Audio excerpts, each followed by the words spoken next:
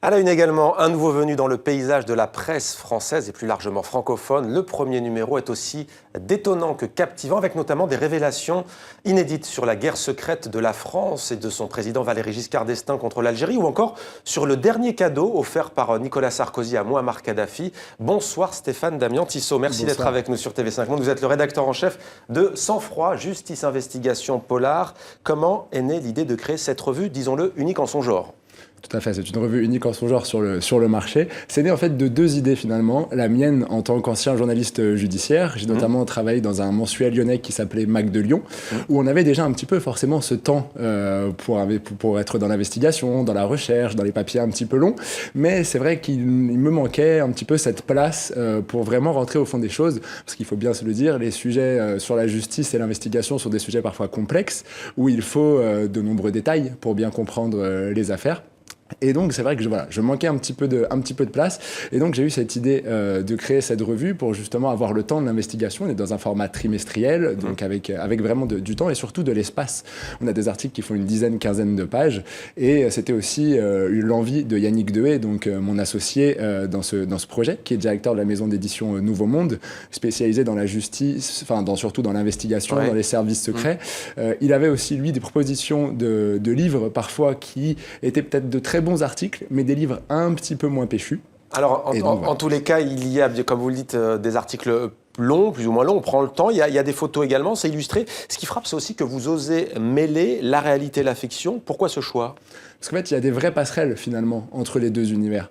Quand on prend, par exemple, les auteurs de polar, on a, par exemple, fait une interview de DOA, qui est un auteur lyonnais, qui nous explique, justement, quand il a réalisé son dernier livre, Pouctou Primo, sur l'Afghanistan, il a lu énormément de livres, énormément d'articles sur des faits réels, finalement, pour agrémenter son récit dans son polar.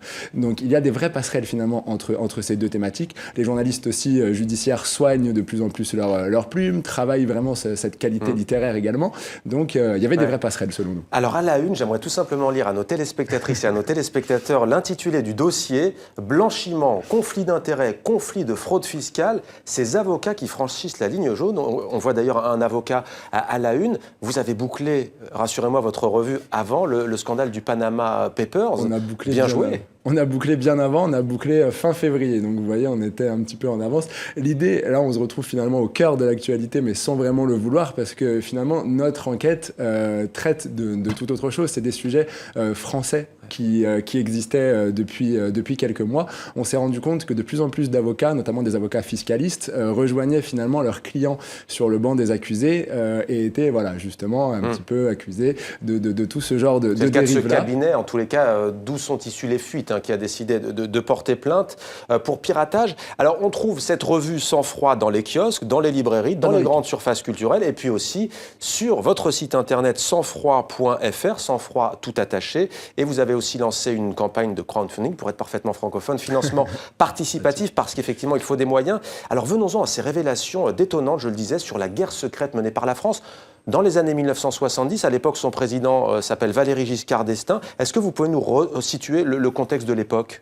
Tout à fait. On est une dizaine d'années après l'indépendance de l'Algérie. Il faut savoir que les relations entre les deux pays ne sont pas au beau fixe. Devant les caméras, en tout cas, tout se passe bien, mais il y a un contexte un petit peu plus compliqué. On parle de nationalisation du pétrole algérien, de nationalisation des dernières entreprises aussi françaises qui étaient présentes en Algérie.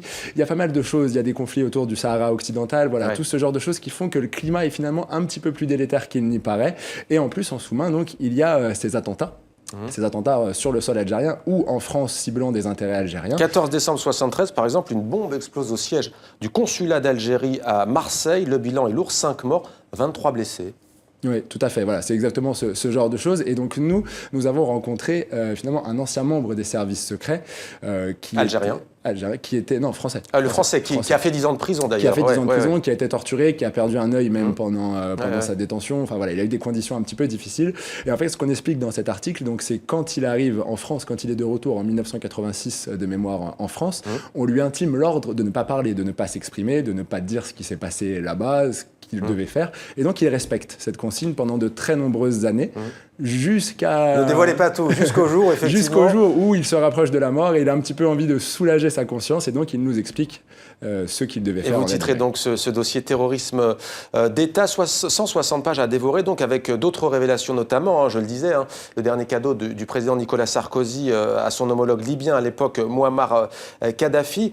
Sur l'Algérie, je le disais, on va pas dévoiler, mais quel était l'intérêt quand même de la France, ex-puissance coloniale, de déstabiliser ce pays? Vous avez parlé de l'Algérie, mais pas seulement. On découvre par exemple que Valéry Giscard d'Estaing était proche de l'OAS, il avait des sympathies anticommunistes, alors qu'à l'époque, beaucoup de fronts de libération se réunissent, des Québécois qui rencontrent des Palestiniens, par exemple. Oui, tout à fait. Il faut savoir qu'à cette époque-là, en Algérie, il y a beaucoup de mouvements contestataires, de mouvements indépendantistes qui se retrouvent finalement en Algérie.